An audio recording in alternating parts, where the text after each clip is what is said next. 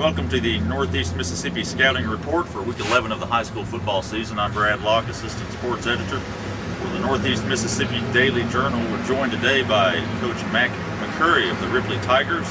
Ripley 10-0, heading into their first-round playoff game against Amory this week. The Tigers ranked number 1 in the Daily Journal small school rankings. And a little bit about Coach Mac. He spent 23 years in Tennessee, 18 as a head coach before coming to Ripley 3 seasons ago, and now in his 3rd season at Ripley has won 3 straight division titles.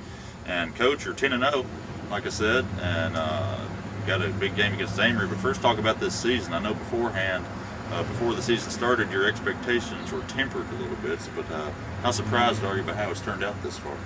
Well, we're very surprised in that we would have thought that if we'd had a 6 or game win season that we would have been very fortunate. And we've been very fortunate in winning 10 games because we have had the breaks fall our way and the proverbial ball bounce our way a couple of times. But to our credit, we played hard in some big games as well.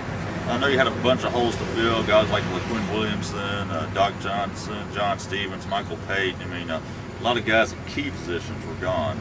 Talk a little bit about how some new guys have stepped in there and maybe exceeded expectations. Well, Jacquees Cook, of course, fills in for John Stevens at our tailback position.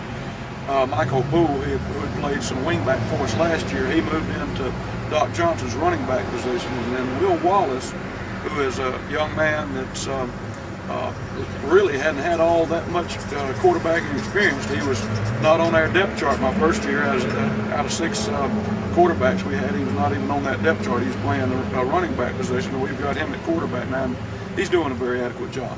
And of course, the big running back duo of Michael Poole and Jacquees Cook, they both gotten over 1,000 yards rushing. And you know, you had somebody like John Stevens who rushed for I think 1,700 yards, and Doc Johnson was a big threat as well. These 2 guys seem to be performing at least as well as that duo last year. Well, they're both, as you and I have talked before, very complimentary of each other, and the way they run the ball. One's better outside, and the other one's better inside. Jacquees Cook being the inside runner. They have both worked extremely hard, and you got to give them a lot of credit for how hard they work. And the thing that I really appreciate about those 2 young men, they're constantly giving the credit away, and you know, that helps you to have a better team. And a lot of times your synergy or whatever that word is helps you to be a better team than maybe we had even expected. I know the offensive linemen like to hear that. They do. Makes them block a little harder. But moving on to your defense now, you lost some guys on that side as well. But who are some of the guys that have stepped up on that side of the ball this year? Well, Dylan Morton and Jordy Verner are 2 guys that are always mentioned in the conversation about our defense because they're 2 big defensive linemen who've made a lot of plays for us for the last 3 years. And of course, we've had some good play out of our linebackers as well. But the Mike linebacker, the guy that's there in the middle, is Benjamin Grady, and I think he's one of the top tacklers in our school's history right now. He's played a lot of football for us, but our defensive line is really the strength. And you got Seth Cool that comes in there a lot. Jonathan Braddock, a sophomore, was starting for us, and he broke his leg in the 4th game of the season against Horn Lake. That's been a big disappointment for us defensively because he was a big 6'3", 222-pound runner at defensive end, and he's just been released to come back, but I don't think he'll be ready for this game. Okay, well, Coach, in this game is the playoff game with Amory. The Panthers struggling this year at 3-7, but they kind of snuck through the back door into the playoffs as a number 4 seed out of Region 2-3A, and the Panthers traveling to Ripley, the Region 1-3A champion. Coach, talk about this matchup. We know they got some good athletes like quarterback Richard McFadden. I think it kind of starts with him. What do you see from this Amory squad that gives you concern?